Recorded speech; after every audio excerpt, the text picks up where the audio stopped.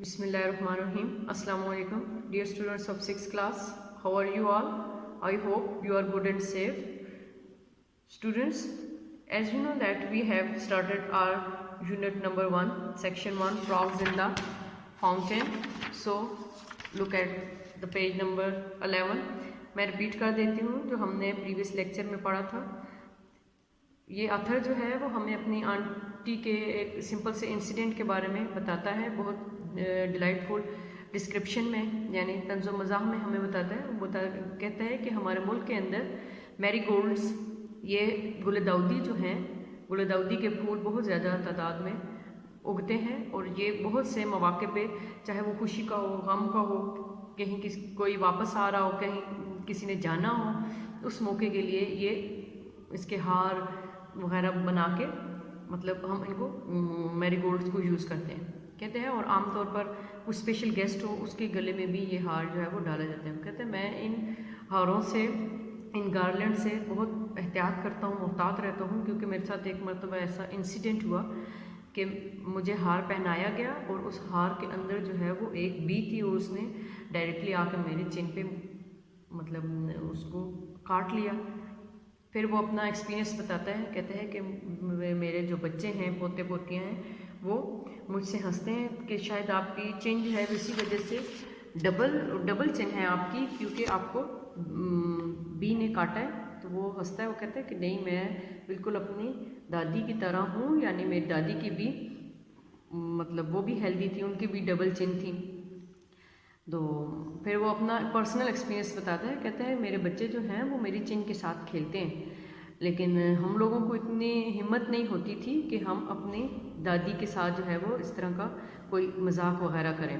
कहते हैं हमारी दादी जो है, शी वॉज अ स्टर्न, कि वो बहुत सख्त मिजाज और रिजर्व सी खतून थी, वो बच्चों को इतना ज़्यादा लाड प्यार के हक़ में नहीं थी. अभी नेक्स्ट पैराग्राफ देखें, यहाँ से हमने आज स्टार्ट करना है. साथ साथ आपने डिफ़िकल्ट वर्ड्स जो हैं वो अंडरलाइन कर लेने हैं डिक्टेशन के लिए, ठीक है.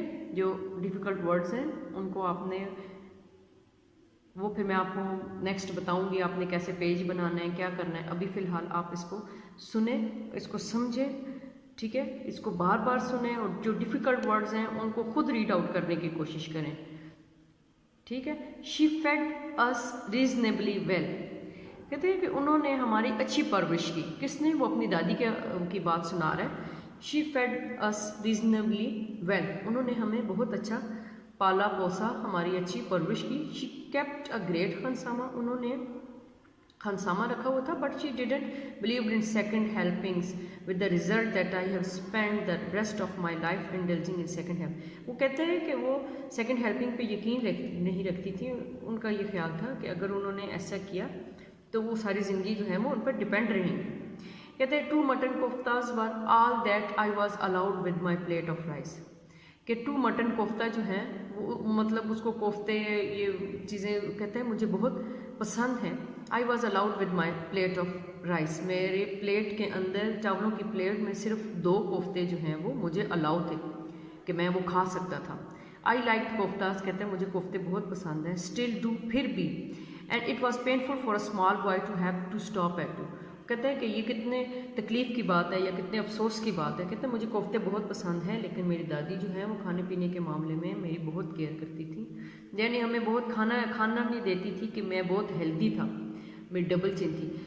वो कहते हैं कि मुझे सिर्फ कितना अलाउ था, अगर मैं एक चावल की प्लेट ले रहा हूँ तो उसमें सिर्फ मुझे 2 कोफ्ते अलाउ थे कि मैं 2 कोफ्ते ही खा सकता हूँ. और कहते हैं कि ये कितने फिर दर्दनाक बात है या कितनी गलत बात है कि एक छोटे बच्चे को सिर्फ 2 ही कोफ्ते दें और उसको कहें कि तुम सिर्फ 2 ही कोफ्ते खा सकते हो.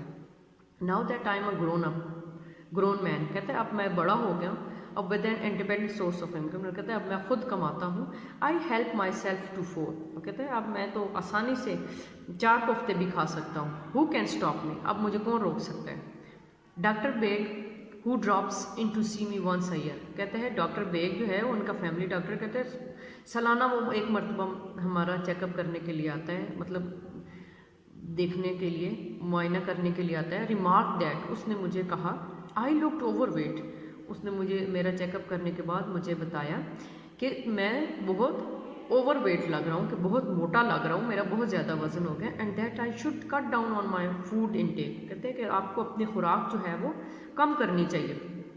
What did you have for lunch, he asked. Doctor ने मुझसे पूछा, उसने पूछा कि आप अपने लंच में क्या लेते हो, क्या खाते हो लंच में। कोफ्ता, कड़ी एंड राइस। कहते हैं मैं कोफ्ता, कड़ी और राइस खाता हूँ। हाउ मच राइस, कितने चावल खाते हो। Just 2 small हेल्पिंग्स।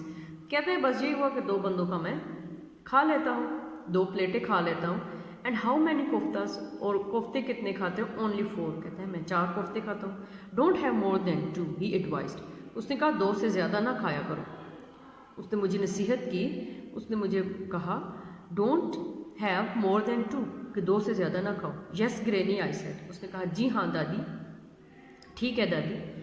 Doctor Beg gave me a puzzle look. वो कहते हैं कि डॉक्टर बेग जो है वो मेरी तरफ परेशान होकर देखने लग गए। Sorry I said, I thought you are my grand. वो कहते हैं अच्छा मुझे माफ़ कीजिएगा, मैंने समझा कि शायद मेरी दादी मुझे कह रही हैं कि सिर्फ 2 ही कोफ्ते खाया करो। उसको वो अपने बचपन वाली बात, पहले वाली बात याद थी कि उसको दादी जो है वो 2 से ज़्यादा कोफ्ते नहीं खाने के लिए देती थी। इसलिए डॉक्टर ने इसको कहा कि तुम सिर्फ 2 ही कोफ्ते खाया करो। कहता है ओके ग्रैनी, यस ग्रैनी, ठीक है।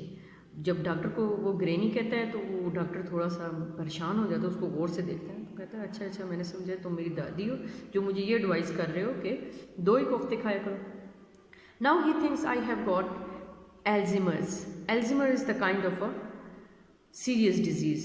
ठीक है, एल्जीमर कहते हैं एक बीमारी है जिसमें दिमाग टाइम गुजरने के साथ साथ जो है वो दिमाग काम करना छोड़ देता है और लॉस ऑफ मेमोरी मतलब होना शुरू हो जाता है। नाउ ही थिंक्स, अब जब इसने डॉक्टर को कहा ना यस ग्रैनी, तो डॉक्टर ने ये समझा कि इसको शायद भूलने की बीमारी है, इसका दिमाग कमज़ोर हो गया। और हालांकि उसने तो और कॉन्टेक्स्ट में कहा था। Talking of marigolds, Granny surrounded her house with them as she believed that they kept snakes do not like their pungent aroma. I too believed in this folklore until I was told by an expert on reptiles that snakes do not have a strong sense of smell and would be impervious to the scent of flowers or other odors. हाँ जी, वो कहता है talking of marigolds, हम बात कर रहे थे marigolds की, यानी कि गुले दाऊदी की हम बात कर रहे थे। तो दादी ने क्या किया, अपने सारे घर को मैरीगोल्ड के फूलों से क्या किया हुआ था, इर्द गिर्द उनके मैरीगोल्ड लगाए हुए थे। क्योंकि एज शी बिलीव, क्योंकि वो जो यकीन रखती थी, उनको ये यकीन था, उनका ये मान था कि ये सांपों को आने से रोकते हैं।